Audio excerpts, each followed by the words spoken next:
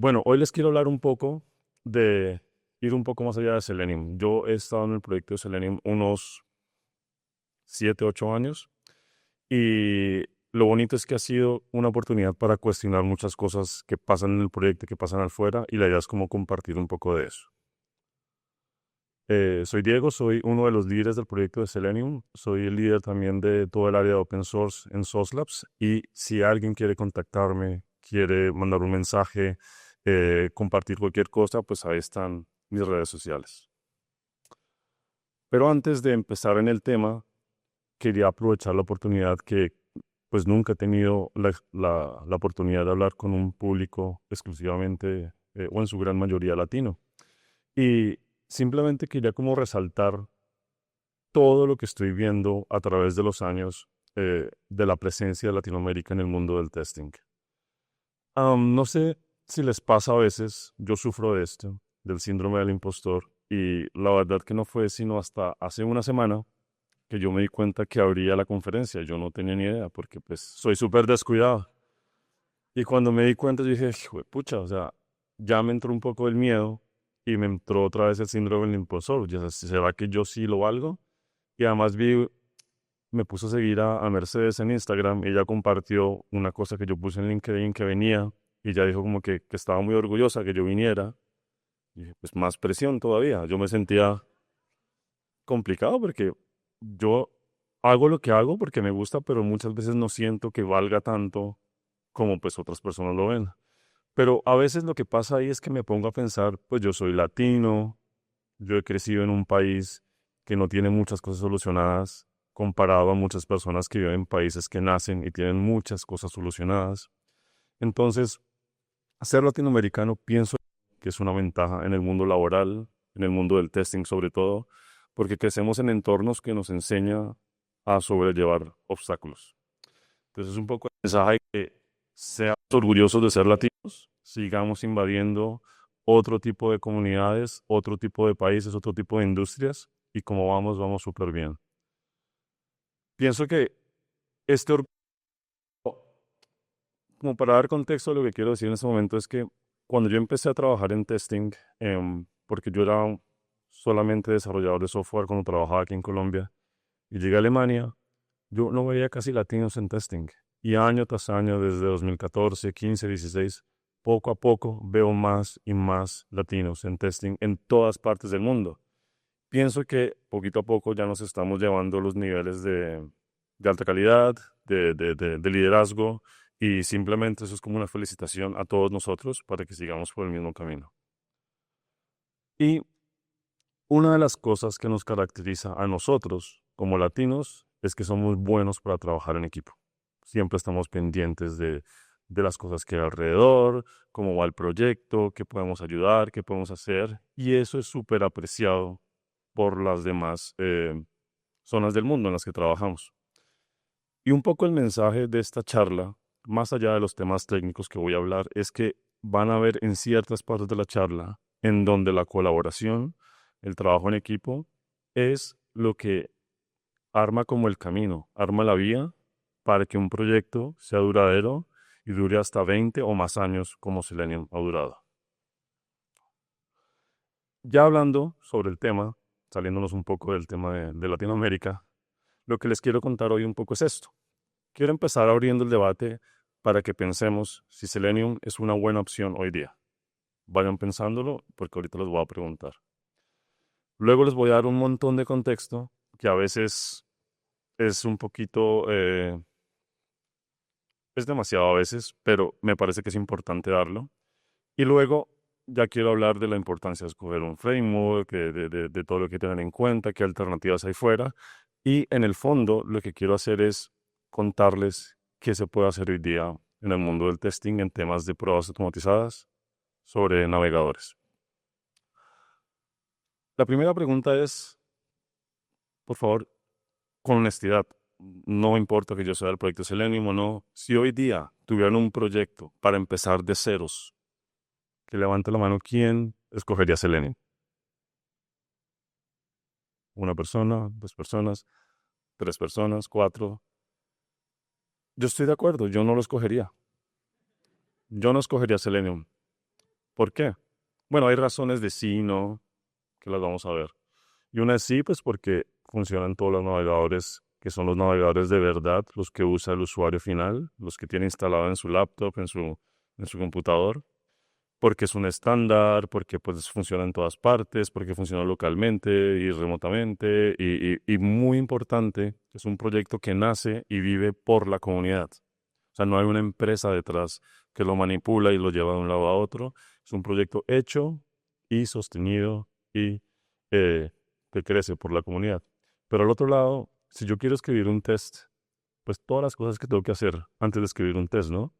Tengo que escribir una librería de aserciones, una librería de reportes, una librería de que espere todo automáticamente, etcétera, etcétera. Tengo que hacer mucho trabajo para escribir un solo test. Y eso, pues, en el mundo de hoy, con las metodologías, con todo esto, pues no es ágil, ¿no? No es muy viable. Entonces yo no escogería Selenium hoy día como mi herramienta principal para automatizar. Y es que el punto es que Selenium no es un framework para hacer pruebas. Y ahí ese es el gran error del proyecto de Selenium, que nunca ha tomado tiempo de explicar esto claramente. Entonces, una de las cosas que yo he cuestionado mucho dentro del proyecto es, vale, si nuestra posición es que no somos un framework de pruebas, ¿por qué nunca lo decimos? ¿Por qué nunca lo hablamos abiertamente? Lo que pasa es que Selenium es una librería de bajo nivel para automatizar navegadores y es la mejor que hay. Es la mejor que hay porque puedes hacer todo lo que tú quieres, lo que haría un usuario final con el navegador. Pero el problema es que el ejemplo que yo pongo usualmente, si tú tienes que construir una página web, ¿tú qué harías? ¿Tú escogerías JavaScript y de pronto una librería como jQuery y ya? ¿O cogerías un framework como React, como Angular, como Vue, que te da muchas cosas solucionadas y tú te enfocas en crear una aplicación que sea buena para el usuario final, ¿cierto? O sea, ¿uno qué haría? ¿Reinventaría la rueda o ya usaría algo que está listo para empezar a funcionar? Y esas comparaciones son un poco incómodas para nosotros, las personas que estamos en el proyecto, porque entonces uno va a LinkedIn, uno va a todo lo que es Twitter o bueno, ahora X o Mastodon o lo que sea, y todo el mundo compara Selenium contra Playwright, Selenium contra Cypress y todo esto.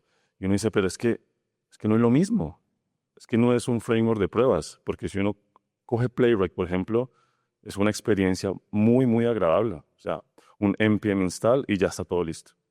Ya está todo funcionando. Ya puedo ejecutar una prueba. Y es una experiencia que no se puede comparar porque es que Selenium es una librería para controlar navegadores. Y eso pues ha sido muy, muy, muy complicado de manejar dentro del proyecto porque el proyecto siempre ha tenido como la actitud de decir, vale, yo no entro en esa discusión, yo simplemente sigo con mi trabajo y en el largo plazo van a ver que tengo la razón. Pero yo tengo un poco la perspectiva de, hagamos eso, pero contémosle a la gente por qué lo estamos haciendo, por qué deberían escoger esto o lo otro. Y aquí viene todo el contexto que les quiero dar.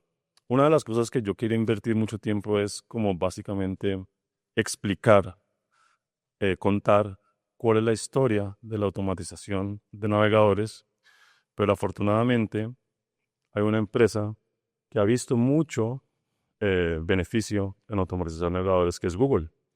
Entonces el equipo de DevTools de Google ha empezado a invertir en este terreno porque hay un nuevo estándar que se está desarrollando y ellos son grandes propulsores. Y voy a contar un poco de eso en un momento. A lo que voy es que ellos básicamente construyeron este contenido y para evitar que ustedes tengan que ir y leérselo, pues yo se los voy a contar en 5 minutos. La historia de la automatización de navegadores empezó así. En el 2004, Selenium cumple 20 años. Esta es la camiseta como... Jason Huggins se inventó este proyecto y lo que pasa es que él tenía que probar una aplicación web y lo que hizo fue coger JavaScript e inyectarla dentro del navegador y así automatizar la aplicación. Entonces, mucha gente estaba fascinada, mucha gente veía que eso funcionaba, pero empezaron a ver como casos de usos que no funcionaban bien. ¿Qué pasa si yo tengo que probar otra ventana? ¿Qué pasa si tengo que ir como a otro dominio? ¿qué pasa si yo no sé JavaScript? ¿Qué pasa si yo quiero escribir esto en Python o en Java? Pues bueno, y ahí llegó Simon Stewart en 2007, más o menos 2008, y creó un proyecto que lo que hacía era automatizar el navegador desde afuera, no desde dentro inyectando JavaScript, pero sino desde afuera. Y la gente empezó a comparar, porque es que en verdad la primera versión de Selenium sí era un testing, era un framework de hacer pruebas. Y lo que hizo Simon era una librería para automatizar navegadores. Y la gente empezó a comparar que cuál era mejor. O sea, si hubiese existido LinkedIn en esa época, pues estaría lleno de comparaciones todo el tiempo. Lo que ellos dos hicieron fue sentarse y hablar y decir, pues, ¿qué vamos a hacer? ¿Vamos a competir o nos vamos a unir? Y ahí fue donde nació Selenium WebDriver, ya sobre 2010 y así. Se unieron los dos proyectos. Y por eso es que si alguien ha ido a la conferencia Selenium, la charla que inicia la conferencia se llama State of the Union. ¿Cómo va la unión de los dos proyectos? Entonces se unió y lo primero que pasó ahí es, en vez de competir, colaboremos para ofrecer una mejor herramienta que dure en el tiempo. El tiempo pasó, se estandarizó y en el 2018 más o menos se volvió un estándar de la WTC que se llama WebDriver.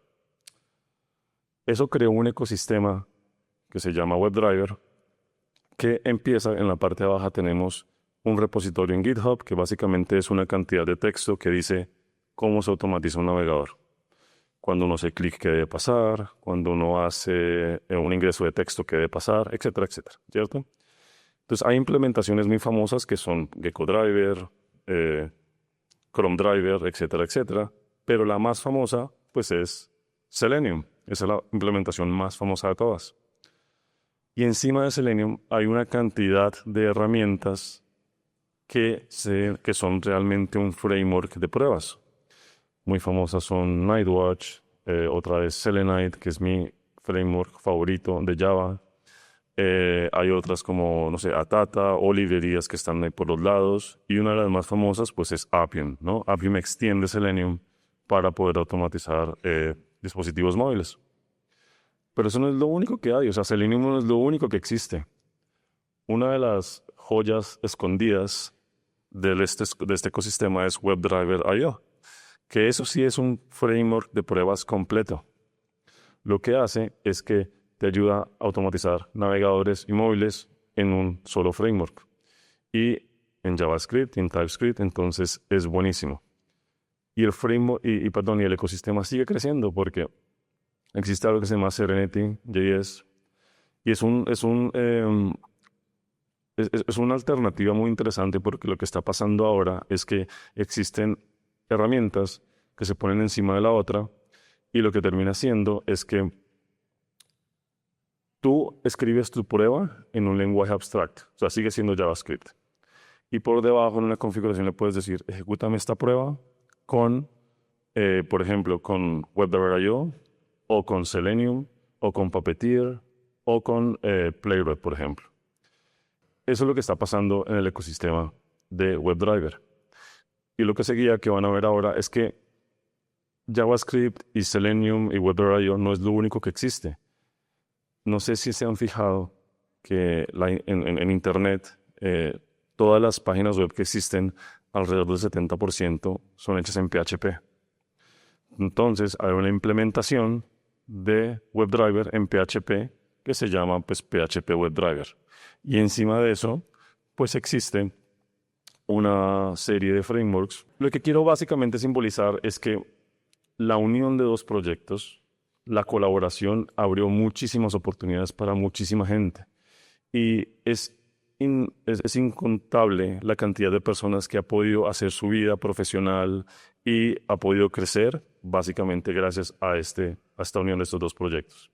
Y bueno, después de todo eso, pues, ¿qué pasó? Pues que alrededor de 2009 se creó Node y se tomó la decisión de que JavaScript iba a ser, pues, el lenguaje que se iba a utilizar para escribir la web.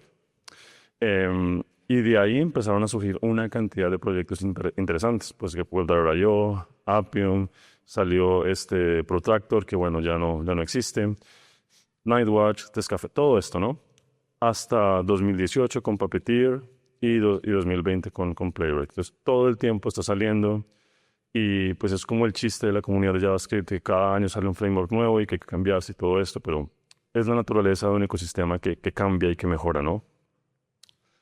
Y esto me trae al punto que existen dos tipos de soluciones para automatizar. Uno es lo que se llama de alto nivel y bajo nivel. Entonces vamos a hablar un poco del alto nivel. Empecemos con Cypress. ¿Cómo funciona Cypress? Cypress lo que hace es que agarra JavaScript, que es lo que uno escribe en su código, y lo inyecta en el navegador, ¿cierto? Y ahí se empieza a automatizar la aplicación web. Digamos que estamos en el 2024 y nos devolvemos 20 años y así funcionaba Selenium hace 20 años, ¿cierto? Mucha gente identificó los obstáculos que había. ¿Cómo hago yo para automatizar otro dominio? Si estoy en un dominio me tengo que ir, por ejemplo, a hacer un pago hacer la prueba de un pago de un checkout, por ejemplo. Tengo que irme a la parte de pruebas de la pasarela de pagos y volver. Eso a Cypress le cuesta mucho. Les ha tocado como remendar y volver a mejorar la librería. Y hoy día es una solución decente, es una solución que funciona, pero no es la solución que yo escogería para automatizar pruebas end-to-end, porque tiene un proxy en la mitad y ese proxy es lo que les ayuda a manipular toda la red, a hacer todos los mocks. O sea, ellos tienen que hacer una gran cantidad de código de ingeniería para hacer algo que muchas otras herramientas lo hacen más naturalmente. Sin embargo, ellos lo reconocen.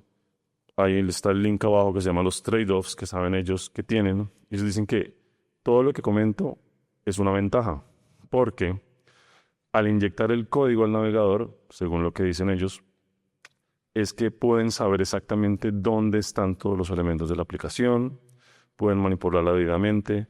Y la razón de esto es que los navegadores tienen un loop que ejecutan las instrucciones. Entonces es como una cola de instrucciones que se van ejecutando. Entonces si tu aplicación se ejecuta normalmente en este loop y tú metes el test, pues va a haber una instrucción de la aplicación, una instrucción del test y así. Entonces lo que está pasando es que la aplicación no se ejecuta de forma natural. Es como si el usuario final le metiera JavaScript y no hay ningún usuario final que le meta JavaScript a la aplicación, ¿cierto? Entonces se está automatizando una aplicación que no está funcionando en su entorno natural. Entonces pueden haber como algún service worker, puede haber una llamada a un API que está ejecutándose atrás y como el código JavaScript está en la mitad, pues no se puede ejecutar en su forma natural. Eso da la apariencia que la aplicación es más estable, pero es porque tú con tu código la estás congelando un momento, estás validando, la estás dejando continuar y así. Entonces hay casos que esto no es lo ideal, pero esa es una gran herramienta para hacer cosas como testing de componentes, por ejemplo. Eso es un gran caso de uso. Y por eso es que yo pienso que este tipo de soluciones no es lo ideal. Tenemos también Test Café. ¿Alguien ha usado Test Café alguna vez? ¿Alguien ha usado Cypress alguna vez? Bueno, más o menos balanceado. Pienso personalmente que la diferencia entre las dos es el marketing. No hay otra diferencia. Cypress tiene una solución muy parecida. Tiene un proxy en la mitad que hace básicamente todo lo que hace Cypress, ¿cierto?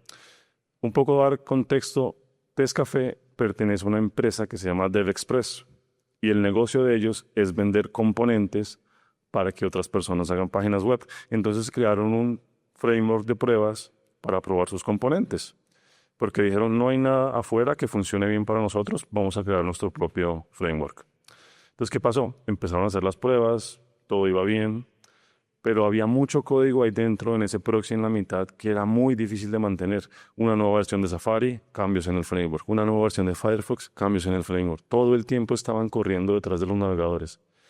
Y empezaron a ver, bueno, hay muchas cosas en los navegadores de Chromium, Edge y Chrome, pero es que ya existe CDP. CDP es el Chrome DevTools Protocol, y si usamos eso, pues es que sería mucho más fácil, ¿cierto? Entonces ellos se dieron cuenta que si usaban eso, algo que ya existe, algo que está ahí fuera, con lo que yo puedo colaborar, mi vida va a ser más fácil. Entonces, desde la versión, bueno, creo que es la 3.0, no recuerdo bien, si utilizan un navegador basado en Chromium, pues ahora usan CDP. Y ahora hablemos del enfoque de bajo nivel, que tenemos dos básicamente. Uno es el WebDriver Classic, que es lo que usa Selenium, WebDriver.io y todo esto, y CDP. El Chrome DevTools Protocol funciona diferente a WebDriver, y la diferencia son los protocolos de comunicación. HTTP es lo que se usa en WebDriver, WebSockets es lo que se usa en CDP. El ejemplo fácil de entender es que si yo estuviese escribiendo, por ejemplo, si estuviera usando HTTP, es como si yo escribiera mensajes de correo. Idealmente no puedo seguir enviando mensajes hasta que no reciba una respuesta. Pero si hablo por teléfono, yo puedo seguir hablando, mandando mensajes y en algún momento me va a responder. Entonces, la diferencia de la fluidez de la comunicación la marca el protocolo.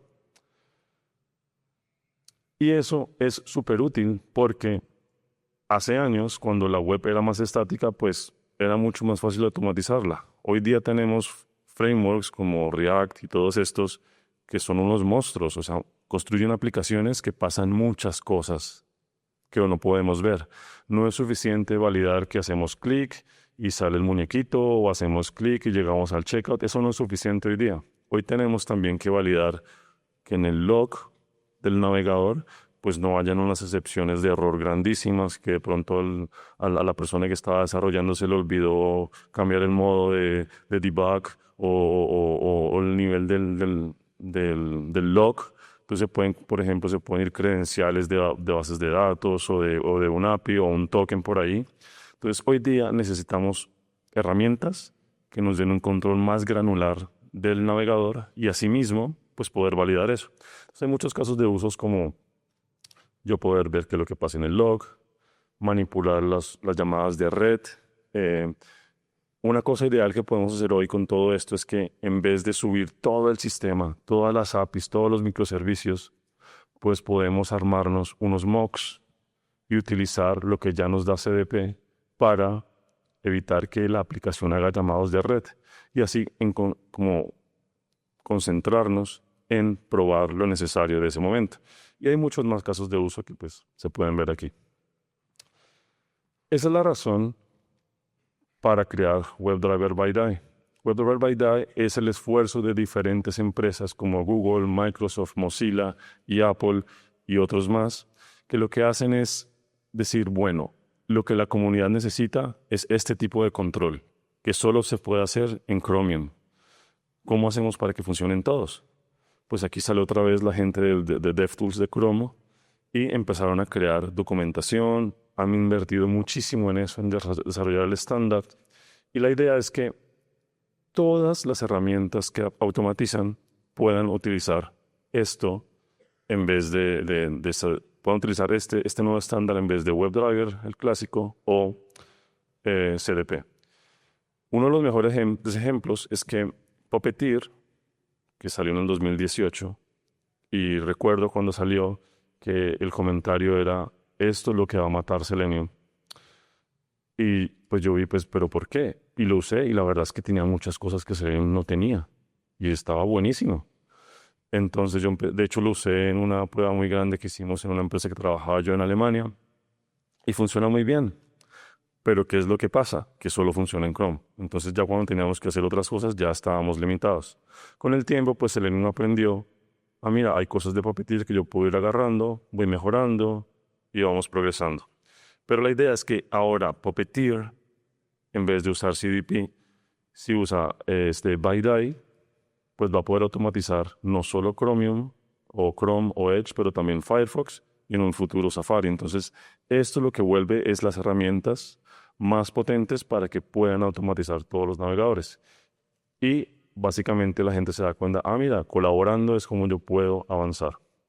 Entonces, en este ecosistema de WebDriver ya hay un miembro más que es Puppeteer y va creciendo, ¿cierto? Entonces, para resumir un poco, tenemos aquí que el ejemplo de Testcafé. Testcafé ahora está utilizando CDP desde la versión 3. ¿Y por qué lo hacen? Porque ellos tienen este proxy que causa muchos problemas. Mantener ese código es impresionantemente desgastante. Ellos dijeron, si es una herramienta con la que puedo colaborar, que ha creado y es mantenida y mucha gente de la comunidad la usa, pues porque yo no puedo hacer eso, empiezo a colaborar. Entonces mi predicción es que ellos se van a dar cuenta que en un futuro no van a poder mantener el código para Safari y para Firefox, y también se van a meter en WebDriver by Dye.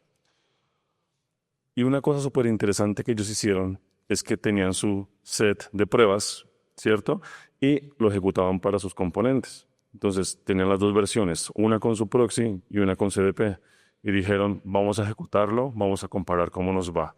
Y se dieron cuenta que entre un 40 y un 70% era el tiempo que se reducía cuando ejecutaban las pruebas con la nueva versión que utilizaba CDP. Y lo que termina pasando hoy es que todo ese código que está dentro de ese framework es muy, muy costoso para el procesador, muy costoso para el navegador, y todo eso lo que hace es hacer la prueba más lenta. Sería interesante un día que Cypress hiciera el mismo ejercicio. En vez de hacer todo lo que hacen ellos dentro, utilizar una herramienta y a ver cómo mejora el performance de la herramienta. Ahora vamos a saltar como ya llegando a la parte final de la presentación, y es, con todo este contexto, ¿cómo escogeríamos hoy día un framework para hacer pruebas, ¿no? Ya teniendo todo esto, ¿qué haríamos? Pues primero hay que pensar que cuando yo escojo un framework de pruebas, pues ¿por qué lo hago? Porque yo quiero evitarme escribir todo ese código para poder finalmente escribir una prueba. Yo no quiero escribir una librería que me haga aserciones, una librería que me haga esperas automáticas, etcétera, etcétera. Yo quiero simplemente automatizar para darle valor a mi equipo, darle valor a mi empresa, darle valor al cliente final. Entonces, una de las cosas que buscamos cuando estamos mirando a ver qué framework vamos a usar es pues cosas como estas. Y si uno piensa, Selenium, ¿qué tiene de eso? Pues de pronto la velocidad, diría yo, porque local, cuando se ejecuta todo localmente, todo funciona rápido. Yo creo que Selenium no tiene nada de eso, ¿no? Entonces, por eso yo no lo escogería si fuera a hacer un proyecto de testing hoy día. Yo buscaría algo que esté hecho encima, que me dé todas esas cosas. Por ejemplo, qué bonito sería que yo no tuviera que escribir ahí en el código el navegador, la versión, diferentes variables de configuración, sino sería buenísimo tener un archivo de configuración, por ejemplo, como lo hace WebDriver.io. Sería buenísimo que si en el futuro mi sitio web ahora voy a tener una aplicación móvil, pues que mi framework ya pueda automatizar aplicaciones móviles como lo hace Selenite o lo hace WebDriver.io. Entonces son cosas que uno tiende a olvidar, pero cuando escoge esas herramientas, pues le ayuda mucho para enfocarse realmente en dar valor al producto y al usuario final. Entonces también uno tiene que pensar, bueno, si estoy en un equipo que la mayoría de personas escriben Python, pues a lo mejor un framework con Python, ¿no? O si todos escriben JavaScript, a lo mejor uno con JavaScript. Y todo esto. Y una de las cosas que quiero pedirles que si alguna vez van a revisar un framework nuevo es que miren el último punto, el modelo de gobierno del proyecto. Y tengo dos ejemplos. Uno es un ejemplo bueno y un ejemplo malo. Uno es Protractor. ¿Alguien alcanzó a usar Protractor? Ahí está. Ese es un proyecto que tenía Google al lado de Angular, y lo que hicieron ellos es, ¿cómo voy de tiempo? Bueno, bien. Lo que hicieron ellos es básicamente decir, bueno, esto ya no lo podemos mantener, se acabó, ya no vamos a hacer nada más, les vamos a contar qué otras alternativas pueden usar. Y la gente quedó, bueno, ¿y ahora qué hacemos? O sea, nos quedamos sin soluciones. El modelo de gobierno no permitía que Google fácilmente cediera el control. Otro ejemplo es el PHP WebDriver. Ese proyecto nació en Facebook. ¿Por qué? Pues porque Facebook está hecho en PHP. Entonces, en un punto dijeron ellos, pues ya no lo queremos mantener, ya no queremos usar esto, y muchísima gente usaba o sigue usando PHP WebDriver. Entonces, ¿qué pasó? Su modelo de gobierno establecía que existía alguna manera de ceder ese proyecto a la comunidad, y hubo gente que se ofreció de voluntaria y agarró ese proyecto y se lo llevó para la comunidad. Y hoy día hay gente que lo mantiene, lo sigue moviendo. Entonces, el punto aquí es que cuando queremos escoger una herramienta, porque escribir pruebas automatizadas usualmente no es una inversión para una semana, para un mes, para un año. Usualmente escribo pruebas que duran muchos años. Bueno, si la empresa le va bien, obviamente. Pero la idea es que va a ser como una inversión que yo no tenga que estar todo el tiempo cambiando. Y cuando me fijo en el modelo de gobierno, pues tengo que revisar eso. Y esas son como las cosas que yo le critico un poco a Cypress y a Playwright, que si Cypress no le llega a ir bien, entonces ¿qué hacemos? Que ojalá puedan cambiar su modelo de gobierno, que entonces que alguien lo agarre y pueda continuarlo. Y Playwright pues en lo mismo. Entonces quiero contarles a modo personal una serie de alternativas que hay ahí que podemos escoger para hacer pruebas. Todas estas se concentran o su principal objetivo es que tú como automatizador puedas dedicarte a escribir la prueba, que eso sea como tu propósito principal, que nada, de escribir librerías y todo eso. Bueno, hay casos que el 90% me lo solucionan, yo agrego el 10%, no tengo que escribir el 100% yo de las cosas que necesito. Entonces, todo lo que tengo que yo hacer para escribir una prueba que Selenium no me da, muchas de esas herramientas ya me lo dan. Y casi todas están hechas encima de Selenium o de WebDriver. La primera es Selenite, que es mi favorita. Es una herramienta, es un framework que te ayuda a automatizar navegadores y móviles a la vez. Voy a mostrar un poco más de ejemplos de esta porque soy una persona que usualmente escribe código en Java, entonces aquí vamos. Si alguien ha utilizado Java para escribir un test de Selenium, fácilmente nos podemos acordar que son 15, 20 líneas de código, ¿no? Porque pues hay que crear el driver, hay que cerrarlo, hay que mirar si hay un error, hay que guardar el error, o sea, es una cantidad de cosas que tenemos que escribir en código. Este framework en 4 líneas me hace una cosa que es súper útil y lo que termino haciendo ahí es que una persona que no sepa programar, que no entienda Java, si lee esto, ya puede entender qué es lo que el test está haciendo. El test está abriendo una página, está digitando algo en el usuario, está digitando el password, está haciendo una validación en un sitio específico de la página. Entonces, con frameworks así, yo siento que cosas como el BDD no es necesario, porque cualquiera puede leer el código y entenderlo. Otro ejemplo, en Selenium uno escribiría algo así, que es muy largo, difícil de mantener, no sé, me parece demasiado. En Selenite uno escribe esto. Ahí ya ubico el localizador. Entonces eso me ayuda a que el test sea más corto y más fácil de leer, aún con Java que es muy, muy extenso. Si yo quiero hacer una aserción, ¿cierto? Tengo que ver si is displayed o esperar por algo que desaparezca. Entonces es una cantidad de código que a veces pues es difícil de mantener y es difícil de entender lo que pasa ahí. En Selenite lo que uno hace es este localizador debería estar visible. Y eso es lo que debemos buscar en herramientas. Los errores. Creo que aquí pueden mejorar un poco porque herramientas como Cypress y Playwright son mucho mejores aquí, pero en sí esta me da el elemento, me toma un screenshot, me saca el log, entonces son cosas que ya están ahí, yo no he tenido que escribir nada y ya están ahí. Y por ejemplo, esta herramienta paraleliza los tests desde el inicio, o sea, yo no tengo que hacer nada, todo me ejecuta en paralelo y es una de las cosas más complicadas que yo he visto con la comunidad y con los clientes que también a veces hablo con cuando estoy en SOS Labs, que ellos escriben un montón de pruebas, pues dicen, bueno, ya quiero ahora ejecutar todo más rápido. ¿Y cómo lo ejecuto en paralelo? Pues no, esta solución ya te lo da desde el inicio. Y tiene su integración con móviles, entonces va todo muy bien. Python, esta es mi recomendación. Muchas cosas que funcionan desde el inicio, reportes, cosas de aserción. De hecho, ellos tienen una herramienta para grabar tests, o sea, tienen de todo, una herramienta muy bien mantenida y que la recomiendo también. Ruby, desafortunadamente, es un lenguaje que no se está usando mucho ahora, pero este framework le ha enseñado a muchos otros diferentes formas de comportamiento. Por ejemplo, Ruby fue de los, Watir fue de los primeros frameworks que cuando se ejecutaba algo remotamente, o sea, como un grid o con SOS lo que hacía era, en vez de este elemento, voy a ver si está, voy a ver si está visible y luego si le hago clic. Este framework lo que cambió es decir, voy a hacer el clic, si no está, pues ahí sí rescato el error y hago algo. Entonces, cuando pasa eso, muy poquitas veces no funciona. En .NET, en C Sharp, pues hay personas, gracias. Hay personas que les gusta eso todavía, entonces también hay un framework que tiene todo esto para ellos. Y para cerrar esta parte, pues JavaScript, ¿no? Como lo mencioné hace un momento, WebDriver.io pienso que es la joya escondida, una gran herramienta.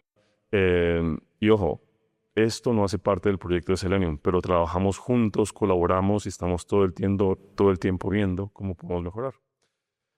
Pruébenla para automatizar navegadores, móviles, de hecho hacer pruebas de componentes y hasta aplicaciones de Electron se pueden automatizar con WebDriver.io. Y debería estar ciego para no mencionar Playwright, ¿cierto? Pues en un inicio Playwright a mí no me gustaba desde el punto de vista técnico. Desde el punto de vista usuario final es que es una maravilla. ¿Para qué? Pero a mí no me gusta Playwright técnicamente porque empieza diciendo mentiras. O sea, tiene ahí el logo de Safari y ellos no automatizan Safari, ¿cierto? Lo que termina pasando es que ellos utilizan CDP para automatizar todo. Entonces, ¿qué hicieron? Firefox no tiene CDP. Safari no tiene CDP. Entonces, ¿qué hacen? Cogen Firefox, lo sacan del código de código abierto, le ponen encima CDP, generan un binario y eso es lo que automatiza uno. No el Firefox que tiene el usuario final. Safari, cogen WebKit, que no es Safari, le ponen CDP encima, hacen un release de eso y eso es lo que automatiza. Entonces no es lo mismo y por eso no me gusta que pongan los logos ahí de esos navegadores. Sin embargo, ellos se dieron cuenta, hay que colaborar. Microsoft es una empresa que tiene que hacer dinero. Les dijeron, mira, tú estás haciendo todo esto, exploremos qué se puede hacer para dejar de hacer todo ese trabajo extra. Están implementando BiDi poco a poco y la idea es que en el futuro, pues, Playwright sea otro más de la familia de WebDriver, que van en el proceso. Están aprendiendo a colaborar también porque ven que su herramienta tiene que prosperar en el futuro. Entonces, para empezar a cerrar todo esto, lo primero es, bueno, hay que ver bien lo que vamos a escoger, tener un buen contexto para esto. La idea sería como concentrarnos en conseguir una herramienta buena y luego dar valor al producto y al equipo. Y lo último sería una frase que me enseñó Simon Stewart, que si tú quieres ir rápido, pues ve solo. Si tú quieres ir lejos en el tiempo, pues ve junto con tu equipo. Y ahora sí, para cerrar, quiero invitarlos que el otro año vamos a hacer la conferencia Selenium, la primera vez en un país hispanohablante. Estamos todos invitados. Va a haber de todo. Probablemente va a estar Playwright un poquito también. Entonces, todos vamos a estar ahí colaborando y mejorando las herramientas para toda la comunidad. Y también puedes enviar una charla y colaborarnos a mejorar la calidad de las presentaciones para todos. Entonces, si alguien quiere venir a España, a Valencia, ese edificio es donde va a ser la conferencia con vista al mar, pues espero las propuestas de charlas en las siguientes semanas. Y con eso, les agradezco a todos hoy. Gracias por venir y gracias a todos.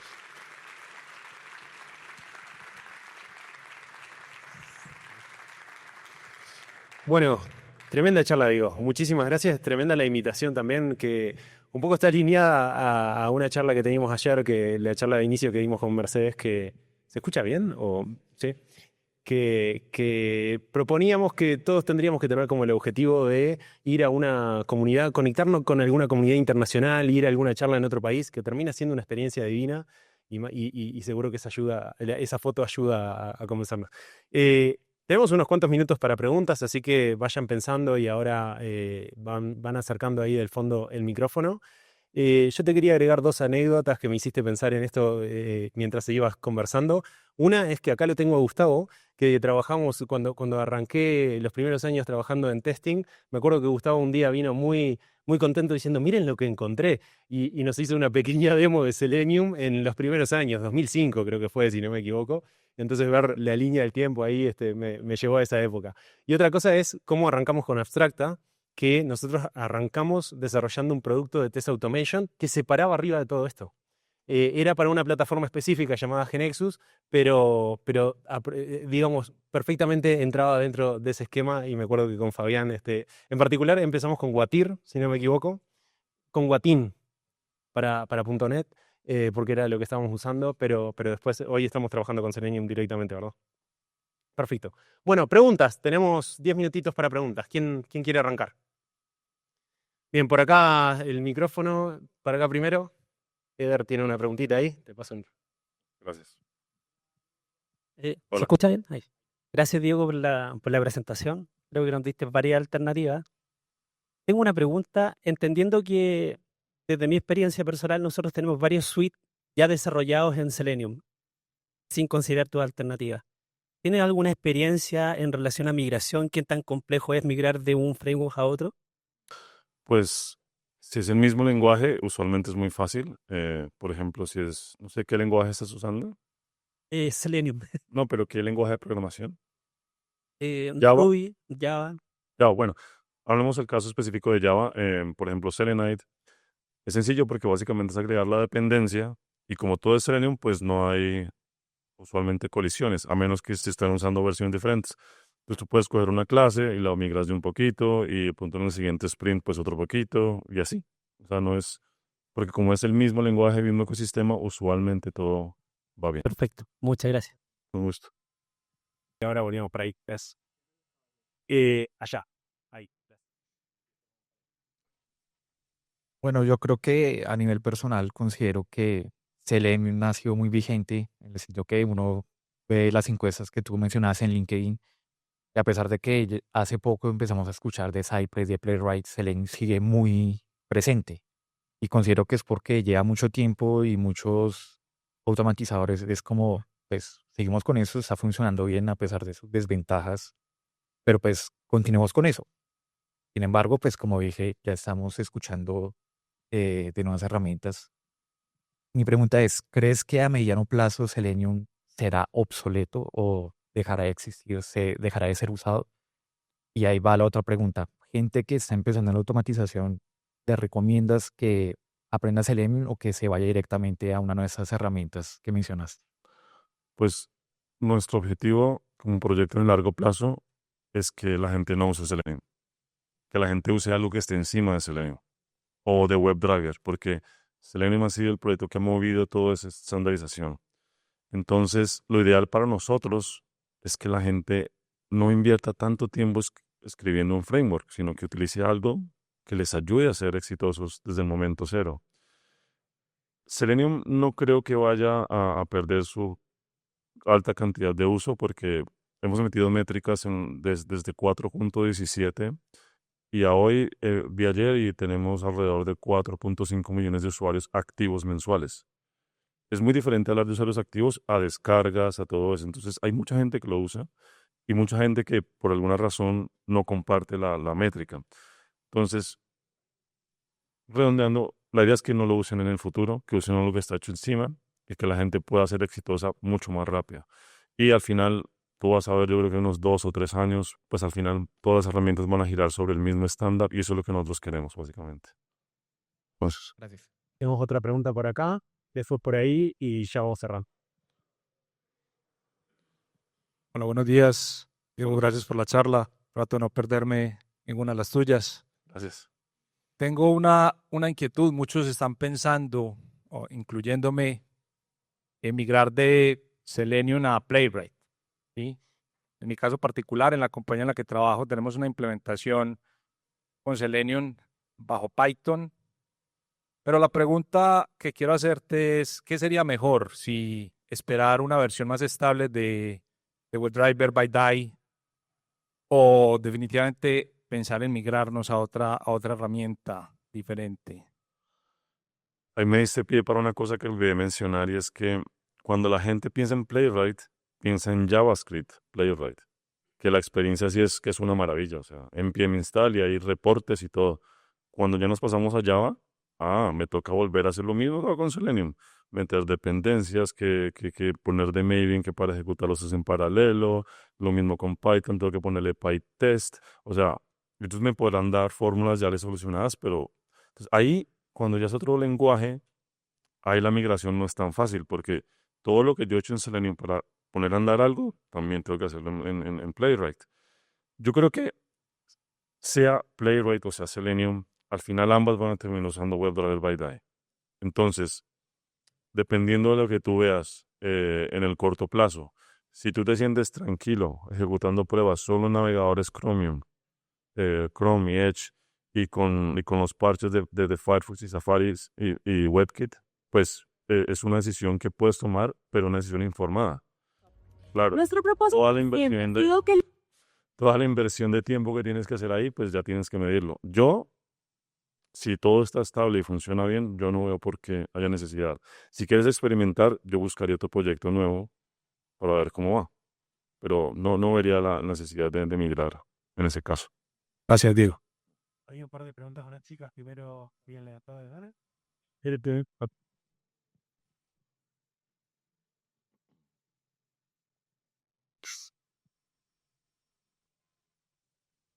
Eh, Buenos días. Gracias, Diego, por la Buenos días. explicación que nos diste hoy. Interesante la conferencia. Como eh, en los temas profesionales pues que llevo específicamente en el desarrollo de testing y automatización, actualmente pues en la organización que estoy estamos implementando estrategias de shift left testing, ¿sí? Entonces quería preguntarte, en base pues a los frameworks que mostraste, ¿cuál sería el mejor para empezar a implementar ese tipo de estrategias? Es que casi todas las respuestas son depende, ¿no? Desafortunadamente. Y es que hay que ver cómo es la estrategia, porque en muchos casos, dependiendo, por ejemplo, si es una aplicación web o es móvil, no sé, es las dos. Entonces, si es una web, entonces hay que empezar a ver qué framework estoy usando. Porque hoy día los frameworks, como React y todo eso, pues yo no tengo que hacer las pruebas todas con un navegador. Puedo hacerlas también con componentes. Y hay librerías que me ayudan a hacer eso. Entonces, por ejemplo, un ejemplo que tenemos es en Selenium Grid, la interfaz de usuario, podrían ser tranquilamente 30 tests en todo en Selenium. Pero como usamos React, pues ejecutamos como 60 tests de componentes y solamente 2 tests de interfaz de usuario, porque pues no hay necesidad. Entonces, yo lo que debería es un poco más desgranar la estrategia y empezar a mapear, ok, test de componentes, ¿con qué herramienta lo puedo hacer? Test de, yo qué sé, integración, APIs, ¿qué puedo hacer? Entonces, un poco como empezar ya con la estrategia, identificar cuál herramienta me sirve más y con la cual puedo reutilizar más cosas, diría yo. Es que es muy difícil decir, esta es la mejor, porque es que no se sabe cuál es la estrategia. No sé, perdón, si no es completa la respuesta. No, no. Le damos otro aplauso a Diego. Muchas gracias por las preguntas.